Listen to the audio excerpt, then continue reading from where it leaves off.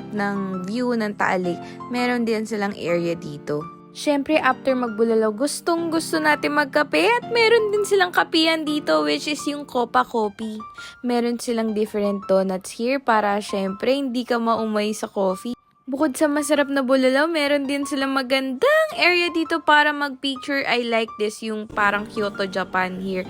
And sa part 2, makikita nyo yung mga food tasting ko dito. So yun lang, please like, share, and follow for part 2. Bye!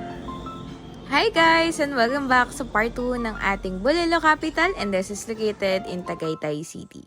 So, syempre, no, i-rate natin yung kanilang masarap na bulalo dito na talaga namang sobrang linamnam.